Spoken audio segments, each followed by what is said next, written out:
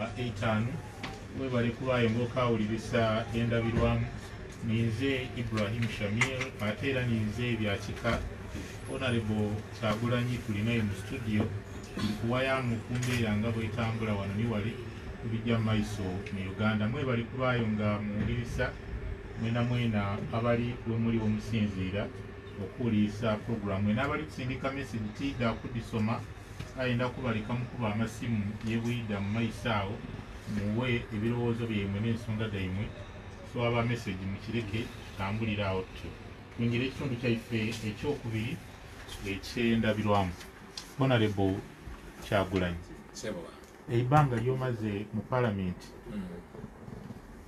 olyenumiririzaamu nti olina ku kyokoze ng'era awo olina okukikomya era palamenti ojagalina otya? Palamenti ndabye ebirungi bingi ndabye n'ebibi bingi. Singa mbadde njogera nandigambye ndabye the good, the bad and the ugly. Era mu palamenti eyo gye namanyira y'abantu bangi nnyo baagala enkyukakyuka wadde bali mu NRM. Ate abantu bangi nnyo era tebagala nkyukakyuka wadde tebali mu NRM. Naye okusingira ddala ndabye nti paliamenti terina mugaso paka ng'erimu abantu abo abalumirirwa abantu. Yafuuka transactionary, yafuuka ya business, yafuuka yakutulira mu ddiiru. Ekyo njagala bannayuganda babeere nga bakimanyi bwe wabeerawo ensonga enkulu ennyo nti kati kuyisako ku myaka sente ze babasoloozamu ez'omusolo ziwanyisiganya emikono mu ngeri gy'otosobola kukkiriza. Kuva dda nga tubiwulira baali bakyuseko ku myaka baabawa miliyoni 5 ebiseera ebisaali sente nyingi nnyo ng'enguzi. Bino bwe baali bayisa marriage and divorce bill sente mpitirivu nnyo.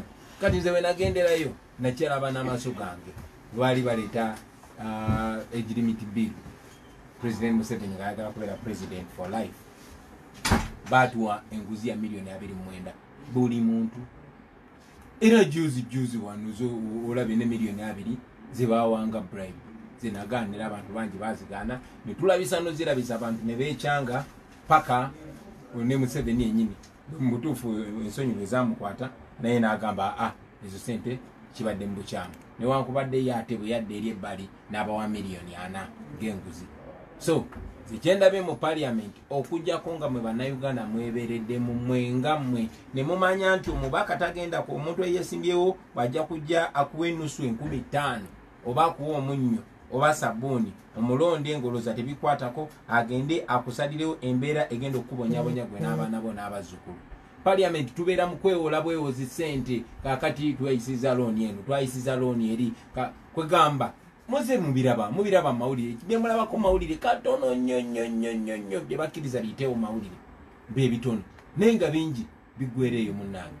Parliament yammwe era mmwe bannayuganda abampuliriza kiri eri mmwe kati gwe mukisa gwe muyina kati ebbanga ddene ate nange gunsinga era netondera bannayuganda nti nange emyaka gyange gy'obuvubuka nga ndi mu 20 zange nange saafangayo ndi Bobi Wine kasitaze kuba omuziki gwange nengende jinja okundabako miliyoni 5 okundabako eri nembeera mu swaga lyange nga simanyi nsi yange bwegenda era nga ba politician bannyini nange kenyini bankozesa Bobi njagala ogenda okubira abantu bange miziki obajubise bannonde nga situnuulidde onogayi ayimirirawo kuki nonogayi kikyakkiririzaamu nengenda nange nenkozesebwa okulobesa abantu bange nga bwe bakozesa ba artist bananga balala nga bakozesa abantu bonna.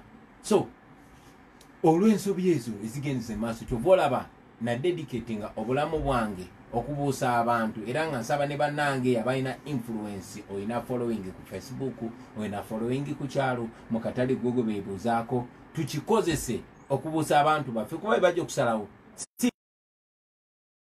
Tupac bwe yagambanga bamubuuza nti kati gwe Tupac byogereyo ogenda kukyusawo ki Tupac n'agamba sobola kwekakasa nti ngenda kukyusa ensi naye nsobola okukakasa nti ngenda kubuusa obwongo bw'abantu lazima abo abantu bajja kukyusa ensi.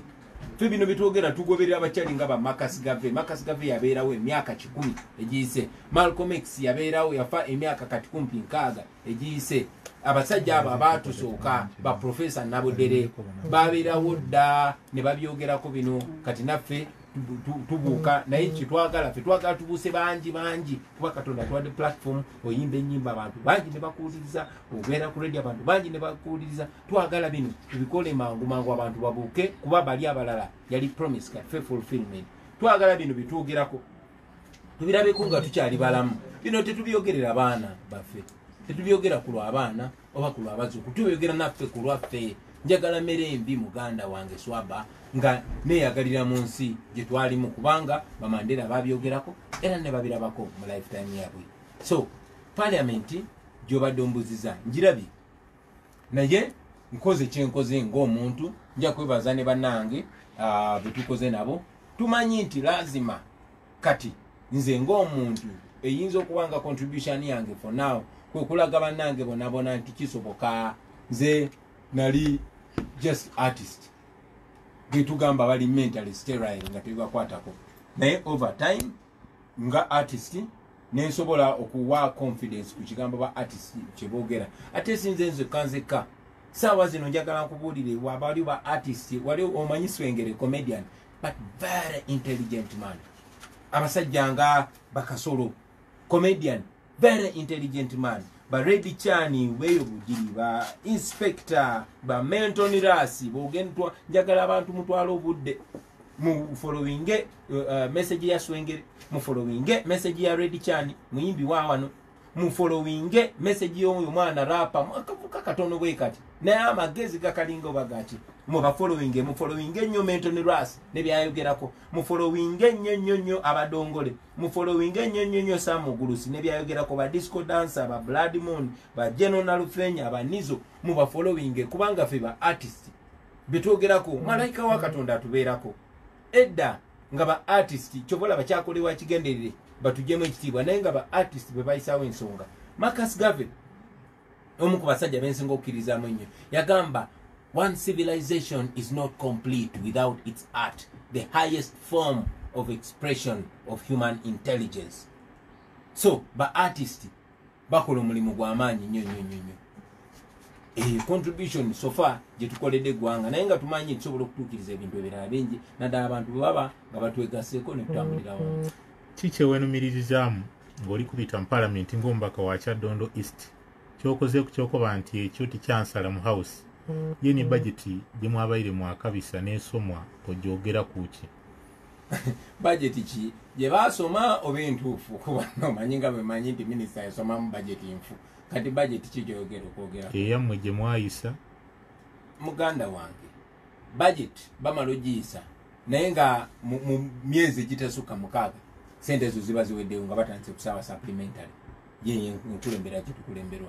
Ombuuziza kye neenyumirizaamu ng'omubaka wa parliament ze nabagamba musindike mu parliament nja bazoganya era mbazoganyizza just naku ntono eziyise President Museveni yasindika milioni 5.7 Kyaddondo East tizirwanyisa obwavu. Of course nga babadde ng'akola tuyina institutions ze tulina okuyitamu naye yakikozesanga ku bribing abantu naye nze kinsanyusa kubanga tumunyenyeza buli we tumunyeenya ng'atya agamba nkole ki atagala ng'agamba ani gwengula n'ayita kati mukwano gweki ng'ayita mukwano gwange gwe nkuwa miliyoni bweziti ove ku Bobi Wine otandika omwogerera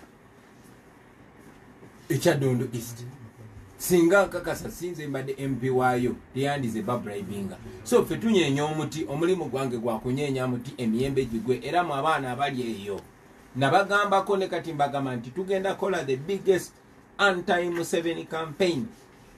Tugenda kola campaign ekyasinze obunene ewakanya Museveni ate Museveni yennyini yagenda ogisasulira oba amanyi oba tamanyi kuba ffe buli bwe tumukyankalanya nga twogera amazima ng'ajja kuba talina kyagamba abantu alina bawa sente yalina option 2 bakasukira masasi oba sente ebyamasasi yalaba nti abaana tebamutya kuba tosobola tutta ffenna n'otumalawo batusse baseba Yasini baseba ba Rita baseba Dani Kyeyune basa abaana bangi nnyo n'alaba tusonga busonzi naga kati ngenda kola nti abayaye nga banyize kanatandika gula buguzi n'ayita ono namuwa sente n'ayita ono nene bayita n'abawa sente we bakoma okitegera kuba abantu bamanyi nkikubulira ne wano muganda wange nti nange kennyini Bobi Wine singa ntandika okwogera ebintu bitakwatagana n'abantu nja kwesanga nga teryangoberera so tebangoberera kuba nfaanana bulungi nnyo tebangoberera kuba bidoboozi yange ddungi nnyo naye bakkiriziganya nebyenjogera kubanga bye bituufu kubanga nabo bibakiikirira. Okay, nga tulese ekyokuzoganya mu parliament waliwo ebigambo ebyogerwa abamu kubali mu bibiina by'obufuzi ebyenjawulo ne bannabyabufuzi ab'enjawulo abagamba nti Kyagulanyi yegendereza abantu abamwetolodde abasinga baagala kumwambukirako kumufuula amadaala okiyinamu obweraliikirivu mu bantu abakuliraanye nti banoonya byabwe bayiseewo byabwe bamale okweyambisa bakuleke. Munnange tosobola kuwakanya muntu yina kyayogera nze mbagamba nti abantu mujja balabira ku bikolwa byabwe kino si kyange okitegeera. Yes, omuntu yenna ayimirira n'amazima oba ayimirira n'abantu aboogera amazima aba ayimirirawo bantu be ba ansa baabwe zisina muntu yenna gwempa ssente era sigamba nti omuntu gwentambula naye era tondaba nti wano ndi ne Mase Walukamba ne Mase Walukamba aba tayimiridde ku mazima era abantu be bajja kiraba okitegeera. Tondaba ne wano babijirwa ababamululenzi naye baati bali ku mazima era abantu bajja kiraba. So saagala nze onfuule kya bbeeyi nnyo nze siri kya bbeeyi muganda wange muleme okunfuula ow'enjawulo siri wa njawulo nze ninga abantu abalala bonna okitegeera just kuyimirira ku mazima era njagala okubabuulira naawe bweyimirira ku mazima abantu bwebajja kulabanga Bobi Wine. So tuleme kigamba nti ono ali ne Bobi Wine kubanga ayagala omuyisa. Of course tuddiringa ne bapolitician bangi nnyo ayagala yekubye naawe ekifaananyi mulaba ndi wa Kyagulanyi n'abalala bakola ebyo tobeeraliikiriramu nti balina bigendererwa byabwe bayinza n'okutuuka okuba nga bano abakuvaako abakuddukako betuwulira. Ekyo nkimanyi bulungi nnyo nti nze bantu bangi banfuula bizinesi naye nga kikyamu kuba sikyenzikiririzaamu kubanga si bwe kirina okubeera okiraba. Abantu bangi nnyo bayimirirawo bantu tebuli mu maaso gange. For example muganda wange sisobola kuva Buganda nezije Busoga ne mbagamba nti kati ono mwe muba mulina okumulaba okitegeera. Nze yes abantu balina okumanya tutambula wamu era tutambula wamu naye kulasya abantu bwe balina obuyinza obwo kyova olaba njagala nnyo abantu bagulibwewo amaaso balabe ekituufu balabe bwe birina okubeera nti si Bobi Wine yekka ng'omuntu wabula ffenna. Of course oluvannyuma lwa byonna abantu tujja balabira ku bikolwa byabwe bangi nnyo bazze ne beegonza mu kulonda ne batuuka ne balyamu abantu olwo. Naye ffe tugamba abantu nti mmwe ansa ye mmwe muholding abantu accountable. Omuntu abatasobola kutunda mwoyo gwe kubanga amanyi mmwe mumusitudde era mujja muteeka wansi bwe bukulembeze bwe twagala servant leadership so that omuntu bw'oba oli tuuse mu office eyo obeera abantu bakusitudde okutuusaayo si Bobi Wine. Era bonoova ku mulama gw'abantu abo abantu abo bajja kujjawo ate basitule omulala. Honorable olina nteekateeka ki eri abavubuka abasinga bazira mirimu abandi bali mu mbeera eteri nnambulukufu bulungi n'abandi bali bulungi? Enteekateeka yaffe teri ku bavubuka bokka, enteekateeka yaffe eri bannayuganda bonna. Naye nsonga nkulu nnyo gy'obuuzizza kubanga abavubuka ffe tusinga obungi mu Uganda, ffe tusinga okulaakulanya eggwanga, ffe tusinga okukola ate enfuga embi era ffe beesinga okunyigiriza. Nteekateeka ki gye tulina eri eggwanga Uganda okulaakulana?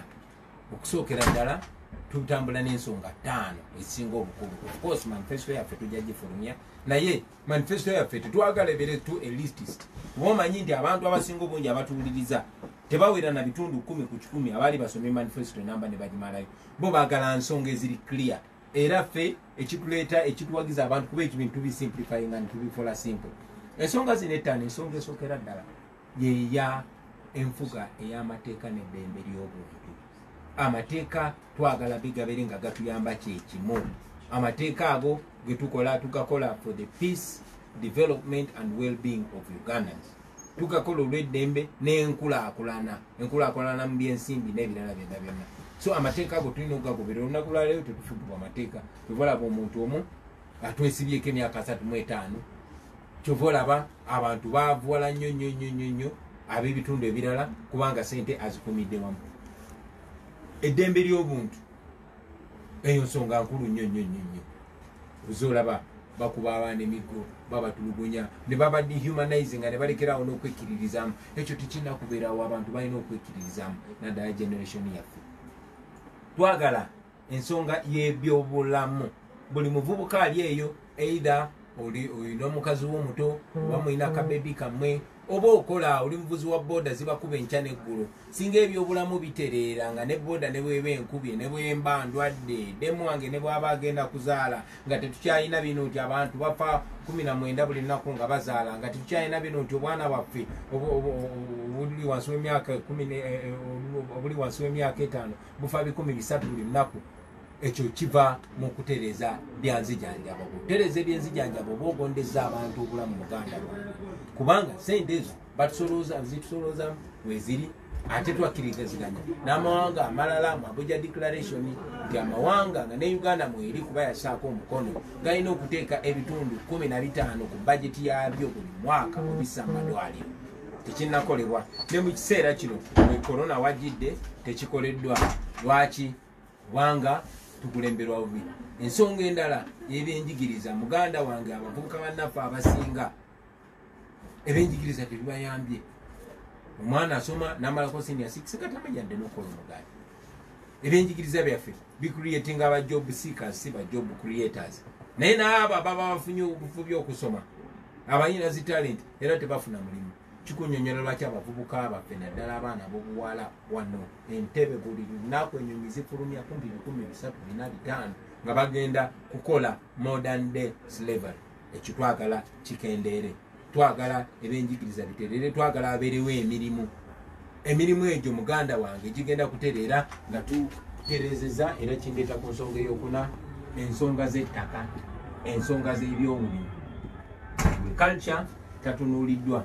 Oba otunuulidde nga wano Busoga agriculture yandituyimirizaawo muganda wange nga tumuowninga. We do not own our agriculture, we do not own the economy, we do not own what we produce. Okitegeera ffe tulinga abalebarazi tekirina kubeera bwe kityo. Abavubuka bebasinga okusafaringa from that kuba ffe labor force. Naye twagala tubeere nga tubenefitinga mu labor yaffe. Of course tunuulira nnyo nezi talent nkulu nnyo okupromotinga. Wano e Uganda tulina talanta. Abantu abasinza okuwanika ensi yaffe talanta. Basambi ba mupiira, badusi ba misinde, bawuzi, bayimbi, bazanyi ba bikonde. Ne ku ssaawa zino talanta tezipromotingibwa. Lwaki? Kubanga bannaffe abatufuga oba oli awo bo tebaziwa kitiibwa oba nga bo butabeera na talanta kyebava batazaagala. Nze nno bwe naafuuka president eno Uganda egenda kufuuka popular nnyo. Nakugamba Jamaica yenkananga bw'olaba Busoga naye manyiddwa ensi yonna lwa talanta yaabwe. Muntu omu Bob Marley n'abalala. Bob Marley teyali president wa Jamaica.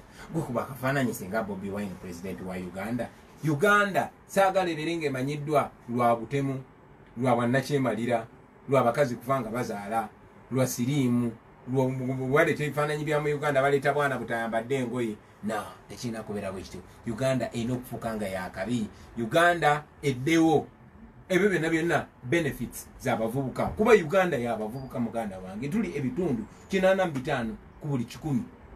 Ate bwe tutereeza embeera z'abavubuka mu ezo lines zonna tugenda kuba tutereezezza ensonga za Uganda, ensonga z'abavubuka. Kuba omuvubuka leero oli muvubuka mu myaka 35 nze gwe naawe oyinza okuba nga tukyali muvubuka. So tukubadde abavubuka ffe tuli ku front line ey'okubisa mu nkola. Naye tulina bikola ku lwabo bonna abaana abato tebanavubuka. Bakadde baffe abakulu babadde bavubuka juzi naye kati bakadde. So tulina program nga y'Abannayuganda bonna. And finally twagala okugatta ogenda maaso manyi nti embeera yaffe n'ennaku yaffe n'ebitunyiga byatugatta dda. ng'abavubuka ba Uganda neera twagala tubeere deliberate mu kuunitinga ensi yaffe. Ffe ng'abavubuka tetulinamu ezo nsonga za busosoze mu madiini, mu mawanga n'ebirala ebifaanana bwe bityo. Naye tetwagala tugifuula ensonga ng'ebitugatta weebiri okugeza edda munnanga abaana baavanga mu mawanga mu region ez'enjawulo nga bacrossinga okugenda okusoma bagenze Comboni College kati wano mu Busoga. Nze ekirooto kyange kyali kyakusomerako Namasagali. Naye Namasagali bakisanyawo. Walingawo Zikira College Butiki. Wabinangawo Busoga College Mwiri. Aga amasomero mu memory yange nga gakabi nnyo egakyaliwo kati ndaba ku mawulire abaana wano basomera miti nekinuma nnyo naye nga kyali kigenderere muganda wange abawala b'e Busoga wano abaavanga ewanyange gwomanyi nga bwe twabeegombanga naye kati wanyange girls erirudawo. Ebintu ebifaanana bwe bityo bitwagala okutereeza byonna byaffectinga abavubuka, abaana abato batineja abafuna embuto nga babebi bonna abavubuka. Ezo nsonga z'abavubuka okitegeera muganda wange. Abavubi abatibwa ku nnyanja, abakubibwa, abatulugunyizibwa, abo bonna abavubuka muganda wange abafuna emisaala egitabasaanidde ate nga n'olumu girwawo okujja baba bavubuka. Okitegeera bano bakalangwa bagoba ku mataka babeera bavubuka nga ne taatawo wamuziika mmanju wali naye n'okuba ku ttaka lya mukaddewo. Abavubuka beba facing ebintu byonna. So buli nsonga yaffe nsonga y'abavubuka tosobola kutwawula n'abavubuka kuba ffe tuli bavubuka.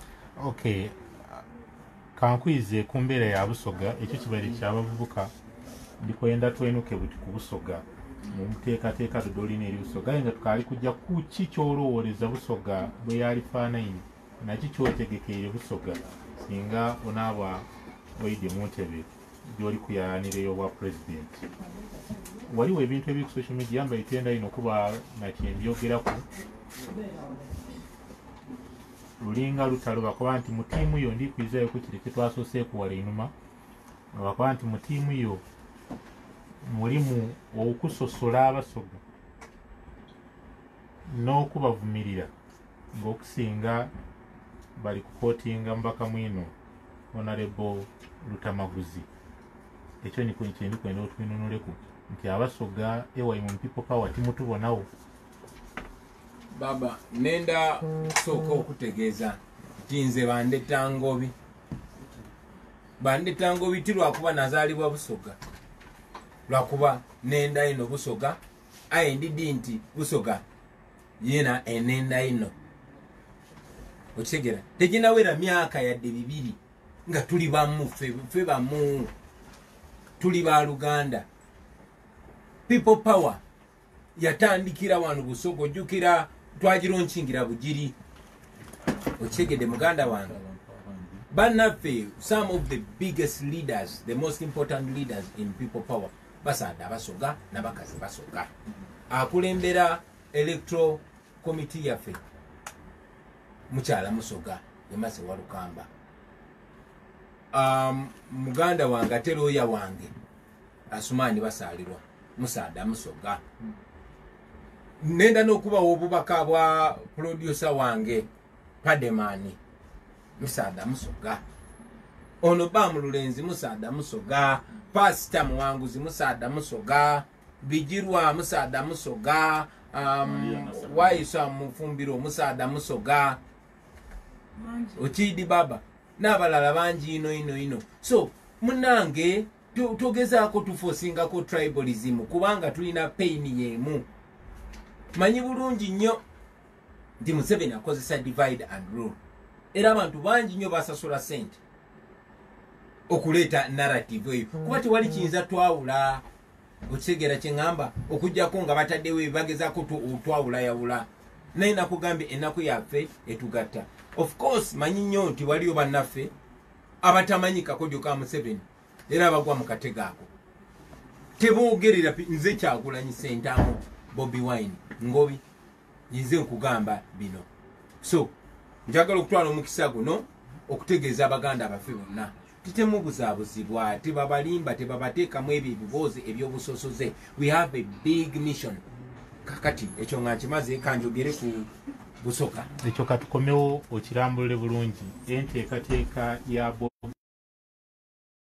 abasoga tuli kuwumula mu katono ino kati tuyire n'ekigambo ekyo bwe tunaaba tukimaliriza awo tuli kujja butereevu ye muli mu masimu mwida kwogera ku niife wano mu puroguramu endabirwamu bakagwa abali kuwulirisaawe musinziire wonawona banaife abali ku Dalton Phone Center mwe bali kubaayo nga muwulirisa endabirwamu katuyire Nyabo eize wangula se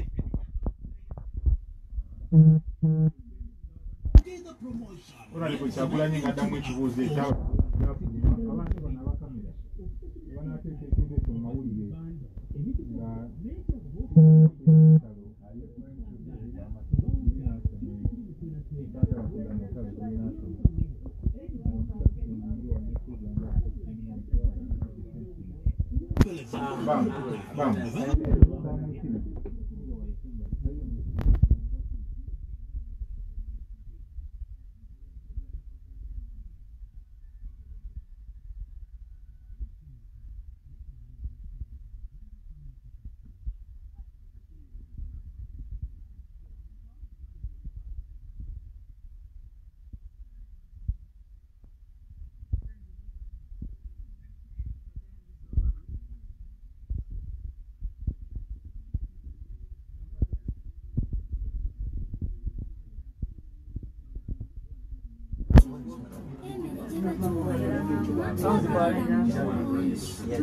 Kidinga vitamins ennungi mu kukula n'okuba abalamu. tufumbe ebireefu Yesu nga tukozesa bwito wa Fortune Good akenenuyirwa obukalamu okukuwa obulamu akyayongerwamu ekirungo kya vitamini A entandiko y'obulamu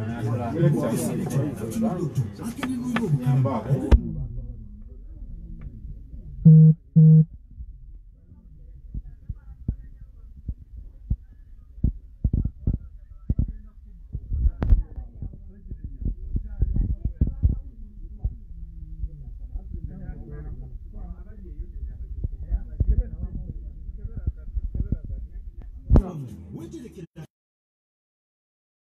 Bijja.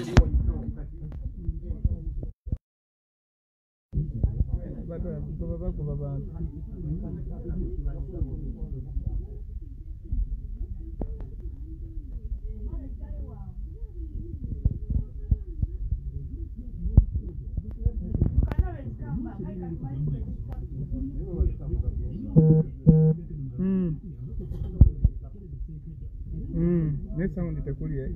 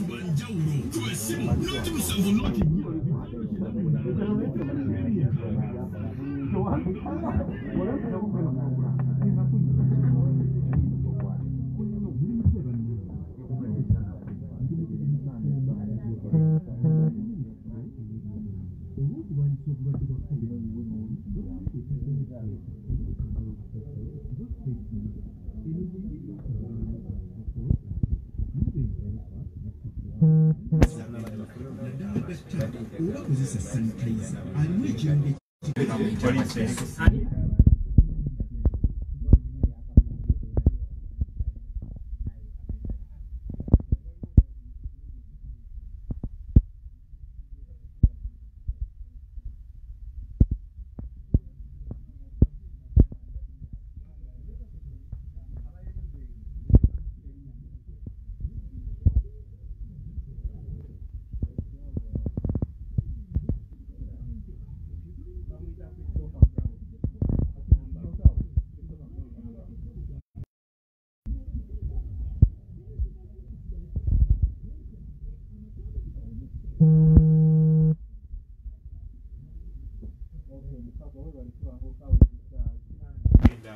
Soneze ina nabasa fama tuli mu kitundu kyaffe ekisembayo we bali kubaayo nga owulirisa endabirwamu era kino ekitundu kye tujja okwogera ku nimwe abali ebakagwa abali kutuuliisa ndakuba wenamba d'amasimu daife dabulido 0752 894 oba 032 17 5 47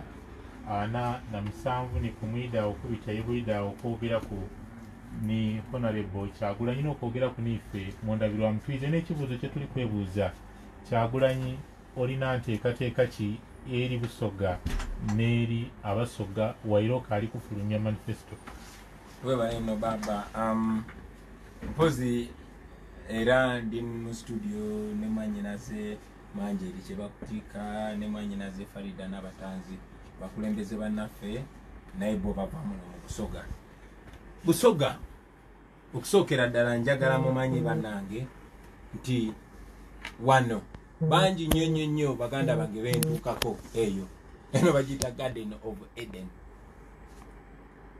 bangi nnyo ffe tutakiraba bwe tutyo bannayuganda naye bangi nnyo bayikootinga bayibuli ne boogera ku mugga guno guli great this great river Nile okufeeding ensi yonna era nze kinuma nnyo ti guno omugga gulina linnya Zungu guno omugga gulina kubeera n'erinnya nga Soga okitegeera yes era byebintu ebimu byenzikiririzaamu ze benaba president nja beewuunyisa kuba lwaki ensi yonna eyogera ku river Nile eva wano Busoga nga naye teboogera ku Busoga teboogera ku Jinja teboogera ddinya lya Nile ettuufu eryakiira so guno omugga balina guyita Kiira ne tukimaketinga kuba ffe bannannyini baago eno source guva wano Busoga nga omuntu negwosanze Jamaica agamba river Kiira lazima ensi yonna tugiforcing wakiri okwogerayo ekigambo kimu eky'Olusoga kuba guno omugga guva wano ekyo bakulembeze baffe tebannakyogerako zeno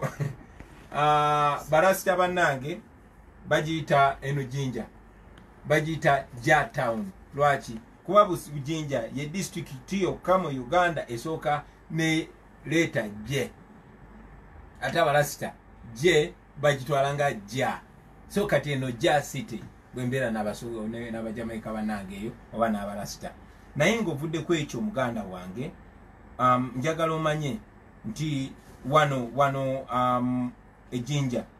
Jinja ye district eyokuna mu kuleeta sente mu Uganda ng'eddiridde Kampala ng'eddiridde ne Wakiso okitegeera Jinja eno district contributing ku GDP ya Uganda 2.4 trillion naye jote benefitinga kikyentegeeza nti Busoga bwe njogera ku Jinja of course eringa capital ya Busoga ne Busoga contributing kinene nnyo ku Uganda ne Busoga yo tefunyeemu ngayo ate ino okufunamu amasanyalaze gava wano okitegeera naye tegabunye mu Busoga wonna ojja kulaba nti ebitundu bingi binyumirwa amasanyalaze okusinga wano wegava so ffe tulowooza nti Busoga yonna nga region erina okuba n'amasanyalaze ng'empeera kuba gava wano kati juzi basanyizaawo ekyobulambuzi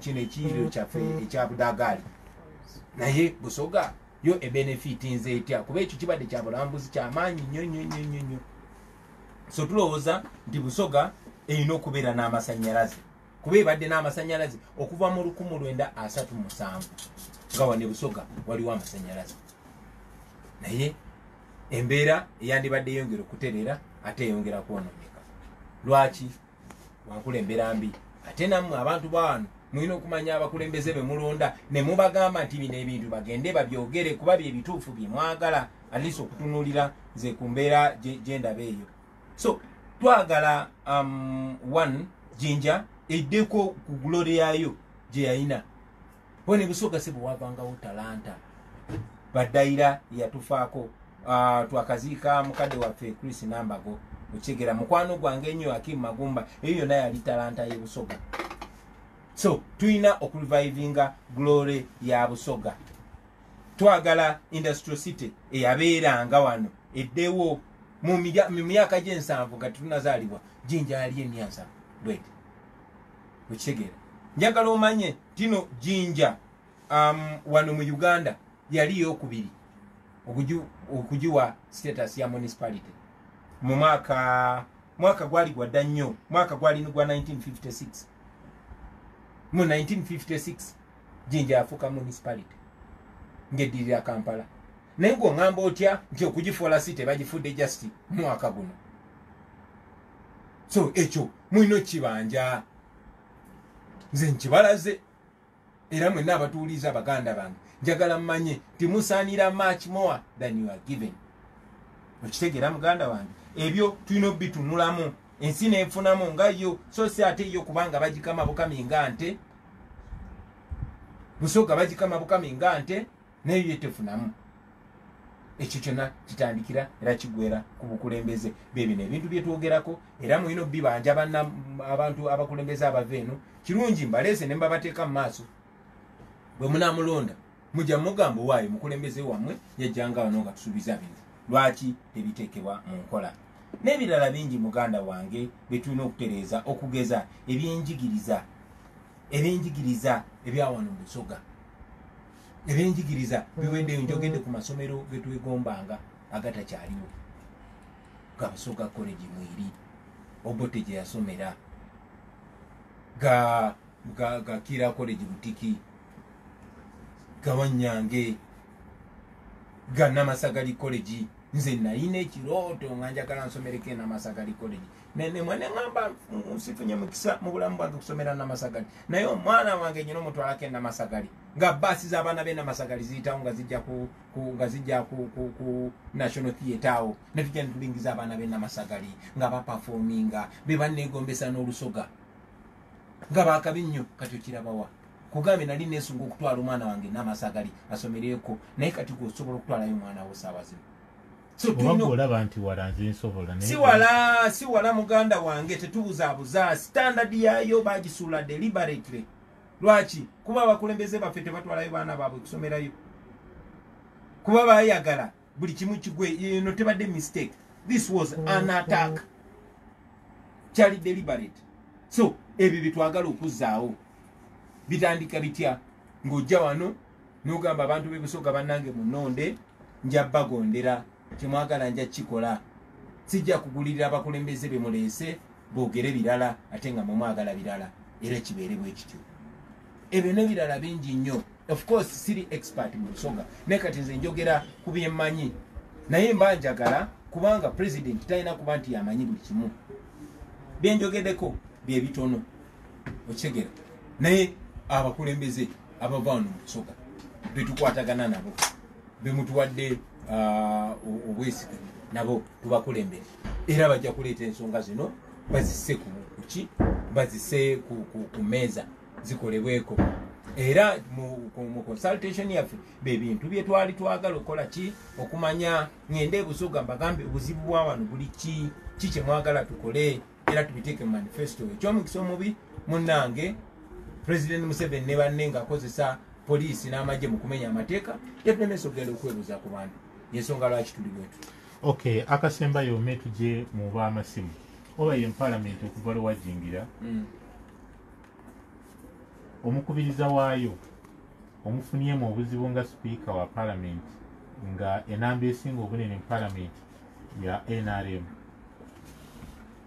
omukubiriza wa parliament maama eri abasinga obungi nze senga wange kubanga nange nze ndi Wambogo ate ne speaker Wambogo in fact njagala n'omukubagiza bafiirwa muganda waffe Meja Nantamu njagala okubagiza n'abantu b'e Busoga bonna wenu Nantamu yalinga Sentamu nze Sentamu nkulaga nti ffe bamu omuganda wange era bw'oddayo back some 150-200 years ffe bamu era nze nzikiriza nti tulina okukaminga together ffenna so sifunye buzibu mu speaker nga ye kuba obuzibu si speaker era naye mmanyi nti akulemberera mu kaseera akazibu ennyo era nalabye nga nkyogeddeko bonna ne bamutunuulira nga ningaziza omusango kubanga mu state of emergency yanditekinze over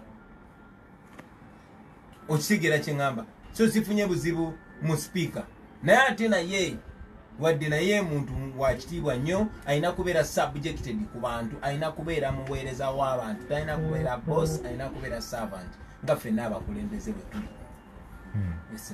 Kale weebali nnyo Honorable Robert Kyagulanyi Ssentamu. Bobi Wine atuwuliriza, tuli kujja mu masimu mbawaire namba d'amasimu, tuli live, eno program teri recorded. Tuli live naye era twasaliddwako ebweru wonna, simanyi obulina kigamba abantu. Ebweru wajjuddeyo poliisi n'amagye naye n'abantu bangi nnyo bali wali, naye at least tumanyi nti batuwuliriza era bitwogera babiwulira era babifuna bulungi. Nga tujja mu masimu tukitwale nti ebyokwemba wabiviira ku irala era wakaali wendawulo buti ya Bobi Wine ni Kyagulanyi oba wabimala wabigayita nti n'ebirala tutambulira awo okola live scientifically. Muganda wange yeze Bobi Wine oba Bobi Wine wangu yagala bonzi jako yeze Bobi Wine ate kiringa bobuza basalibwa tiwayi bwe wadda mu parliament obwaloya wabuvaako. Munange ndi muyimbi, abantu abasinga bamanyi lwakuyimba era bwe tulimala okununula eggwanga n'ensonzi okuddamu okola omulimu gwange ogwo kuba mmanyi ogwo omulimu Katonda yagumpa. Ogenda kuba president akuba ebivulu. Nze nakugambye Uganda egenda kubeera yakabi nnyo era gwe oyagala nkulage nti kyasobola omuziki gwetegeka ekivulu nkulageko Sigera nze nakasemba eyo show yalinze goyinza okuba wandaba nga nimbigere naye yalinze. So omuziki nkyagukubira ddala nnyo era nkyabwengera obuyimba obulala naye ate obuyimba kati music wange talanta yange njagala gikozesa kwogera kituufu, kubuulira abantu mazima, kubabuusa nakubajjukiza nti basobola okukyusa embeera yaabwe bwe baba basazeewo. Kale atuliisa bitaawo ku namba daife ed'amasimu denkuwayo ida kuba mu bufunze otukobera amayina newosinziire bwoleka ku rediyo olw'ebiseera ndakutoolaku aye kino mayina waatoola ku rediyo tusobole okuwuliziganya ng'otukobeire amayina newooli mukulu oli ku Nabbasa webala okuwuliisa esebo mwami Shafiki. Mwami Bobi Wine kubanga twabulamu ku bintu byona kale tupiime n'empeereza ebeera ebintu byali kwogera webale kumutuleetera ajja tuleetere kulaakulana mu Uganda wano. Okay, webale ino mukulu batulamukize, webale kuwuliisa batulamukize abeeyo. Oli ku Nabbasa mukulu amayina ni wooli? Hello sir. Oli kumpewo? Amayina ni wosinziire? Mayina ninze waifa mugambira okusinziira ebusiya. Sebo kyembeire kuteesa beeyanziza okutuleetera mwami Kyagulanyi mu studio era tukuwuliriza n'ebigambo byatwinonoire. Tusaba atakoma kutwinonola bwinonole wabula tusaba ate munkola era tulatujata munkola era tusiimye okuba nga ye yeeweireyo okutulwanirira era tunatwewereyo okumulwanirira. Okay, webale ino batulamukize ab'ebusiya katugezeeko okuba mu bufunze twogereku n'abantu abatontono. Oli ku Nabbasa mukulu amayina ni wooli? Mukulu amayina ni woosinziire?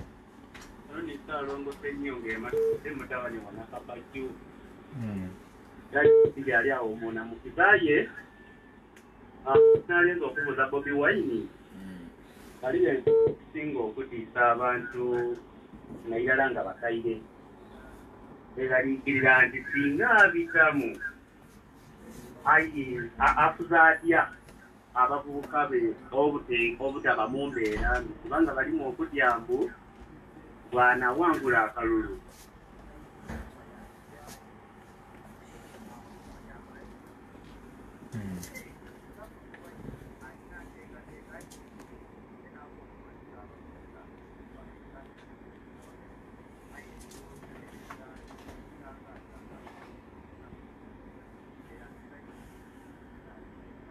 Okay, webale ina idakwiramu mukulu tukobere ku amayina ni woosinziire.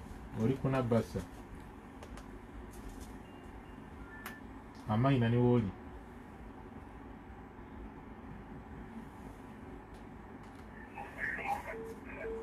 mukulu kendeeza ku radio tuwuliziganye oba nkutooleko.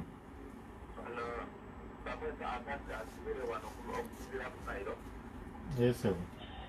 Nebaza okwida kwa mukulu waitu Bobi Wine yansa Katonda yebale wabula nkuba nti aibe atiyamba okusinziira ku butebenkevu obubi obuli ku kitundu kyaife okusinziira Uganda yona yona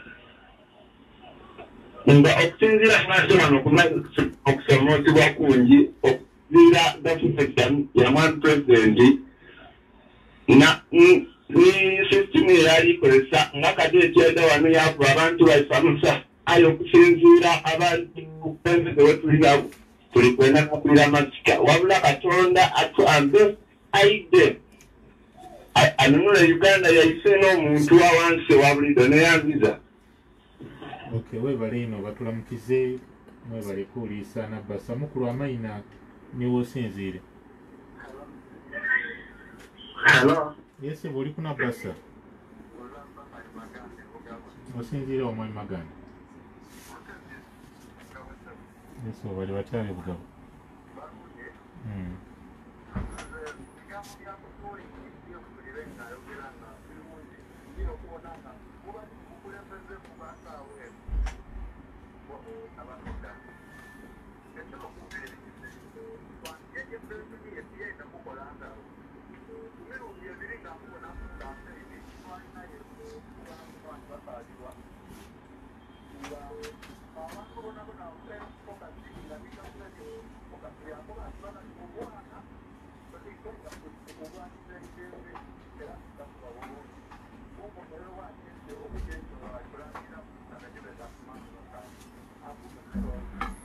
Okay, webale kuliisa mukulu tukobere ku Amaina niwo osinziire oli ku Nabasa. Hello? Amaina niwo oli? Yes, omwami Mateo.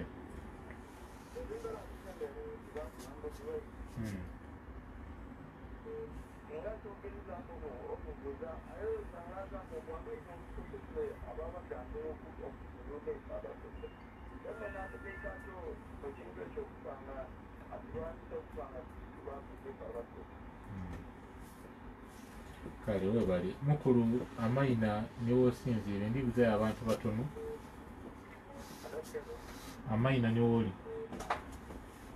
Okutuweereza ninze kitosi wole omwana ow'ekiwaani mukono tekano nkisa eyali amitinzeeku eyali ayanaime kuni Bobi Wine oyo muntu ku muntu n'ayogeraku naye aye nkakasa basoga banange nti oyo pulezidenti mwene naaba n'okuwabula kwendi kusaba okuwabula Bobi Wine oyo Mr. Kyagulanyi. Ensonga esooka mu kuwabula abantu abali ku ttiimu yaffe mu kunoonya obululu okugeza nga mwami Lutamakuzi amala yavuma abasoga tijja oba abagendereire oba abatagendereire. Ntegaano ensonga eyindi mwami Bobi Wine Mr. Kyagulanyi tulijja mu kulonda kale nteebereza nti okulondoola akalulundi guno kujja kuba kuzibu nnyo. Ensonga eyo ajeteera atya nze mbalira endowooza nti yankatiteese mu palamenti twagumiikirizaaku tontono COVID-19 yawa ne twalonda nga tulungi okulondoola akalulu. Mwebale nnyo. Kale webale kuwuliisa mukulu tukobere kuwena Amaina niwo osinziire embuze abantu bana twidde wano mu studio tusibe oli ku Nabasa Amaina niwo oli?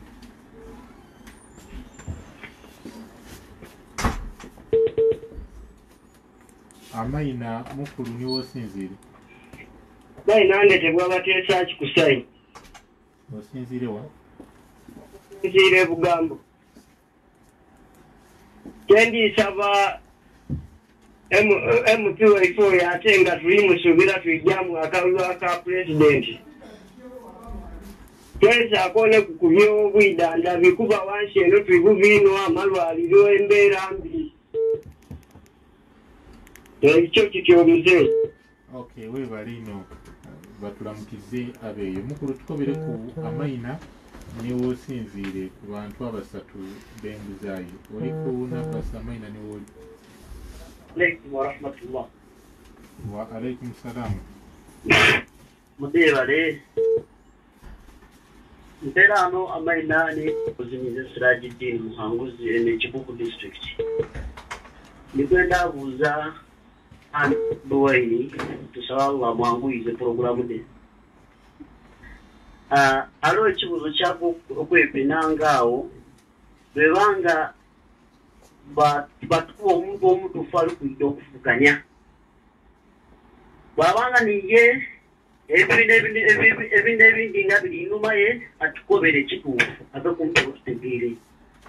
Okusinga esaade no tulukuuzaabuuza ani ali kuyita ye besije oba omuntu owundi bwekaza. Okay, webale kuwuliriza. Mukulu oli ku Nabbasa tukobere ku amaina niwoosinziire oli mu ndabirwamu. Yesu omwami wange. Kati nzemba ile akuhona ndo Kyagulanyi Ssentamu nti akalulu kano kali scientific nga gavumenti ekoba nti nakutwala akalulu kano mu maiso ajakikola twayafikoye bulungi ati akalulu ako yesa akagiire basulimba limba singa parliament ne gavumenti esalawo nti akalulu ako nakayino jja mu maiso aidakikola atya musegere mwangu Ivan enamutumba. Okay, webale mwami wangu Ivan batulamukiza abeeyo. Kansimbyeyo omuntu mulala. Oli ku Nabbasa mukulu amaina niwooli? Yesebo?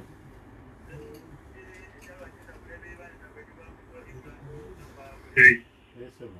Mbuza ku president etubi jina president Bobi Wine ati wana babitemu kabi azabe ngo we Malawi na kutabira nga kasa ngale ati wako jali tebasenga mukatiste nasa lukanga nzemu. Okay, webale ino webale ilala katukangaawo kuba naife abakuyamba dakiika 20 edibise ku ssaawa 6 n'oyo asembiza ekigambo ekyo ng'atuwaire ekyokuboneraku eky'Emalawi. Mwami Kyagulanyi, mwami Issa David Agga yesimbye omujinja North akola mu Issa ino abuuza nti ku kigambo kyoyogeire olaga nti mulina omukwano mungi ino ni Honorable Basalirwa ni Speaker wa Parliament ya Uganda. Yaka nti singa Jema eba etairewo embeera yakoba nti mukolaganire walala bakuwe kaadi okirinako obuzibu Basalirwa gy'akulembera era nti singa Speaker wa Parliament ya Uganda iro okuvuganya ku bwa Speaker omuwa akalulu. Ekyo kiba ekibuuzo kya message ebindi tunabyongereza ku Yegwida. Webale baba kansoke nziremu ekyo ekibuuzo. Munnange nze sirondera Kamali. Agamba mu Parliament ku bwa Speaker nti oba omuwagira mu kiseera kino mu ngeri gy'olabye ng'akubirizaamu olukiiko. Tulina amateeka gali very clear. Very clear. Ti bwe babawo state of emergency ate nze ndowooza state of emergency efaanana ng'eno buli kigenda maaso mu Uganda kiraga tuli state of emergency. Singa tugoberera amateeka Speaker yandibadde ali mu kugolola kati ngoye ze za kutekinga over nga presidenti paka we bananonda. Okitegeera kuba manyi bannayuganda bajja kunonda. So bugemuge mateeka bwe gandibadde.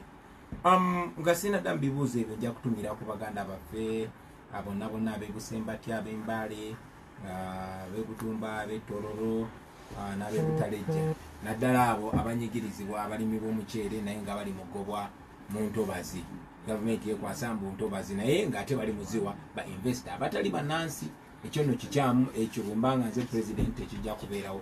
Of course bingi nga bwe nagambye byenandyagadde okwogerako okugeza omanya akayimba omanya abayimbi tuyisa mu message nyingi naye akayimba Kajime Katumba bwe yayimba training eyolekedde ekibuga Jinja wabeerangawo train wabeerangawo railway connection etwaluzinga Busoga teri connected enguudo zonna nfu naye singa Busoga ebadde connected by road network and by railway network man eno yandibadde region ekula ku speed eyawaggulu ate neggwanga lyandifunyemu naye ebyo byonna baabijjawo ebyo byonna byetwagala okuzaawo.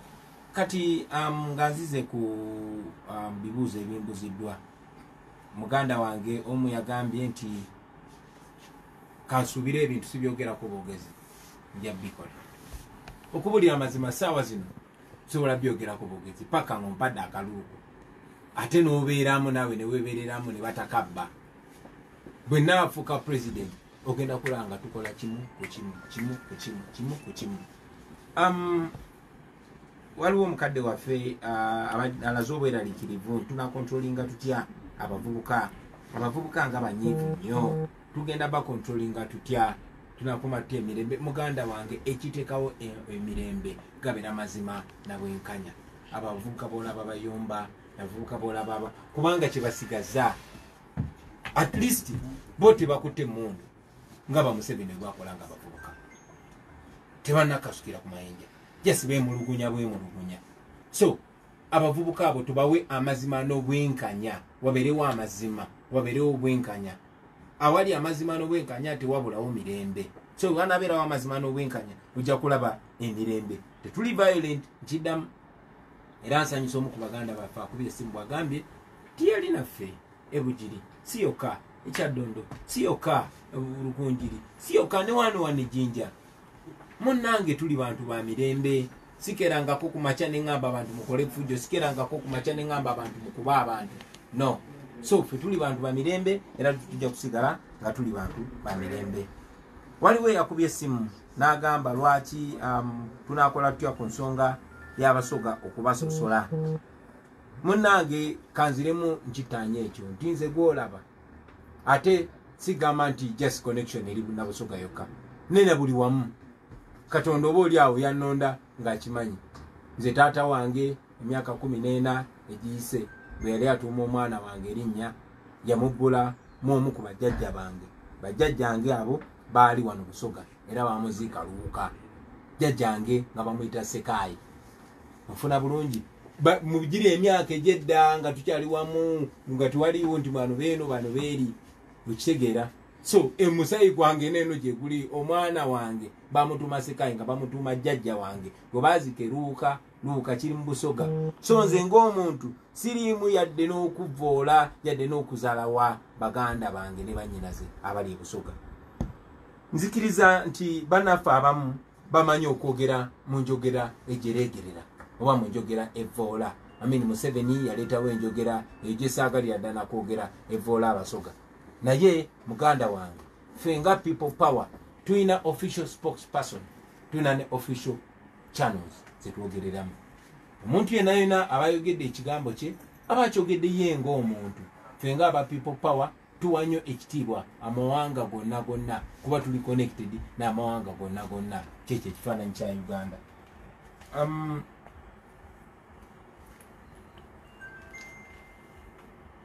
Bambuziza mbere kiriya kuba abantu balina okubuzaabuzibwa ani ajja ani agenda okwesimbawo bannange nziramu nenkigamba nga bwe nze nga nkigamba tize nganzi nabagamba njagala kwesimbawo tiimu yange ekisinde kya people power ne ba endosinga era ne mbagamba ngenda kwesimbawo saaka kikola kati nakikola omwaka gumu n'ekitundu oguyise okitegeera bwe twasooka okunominate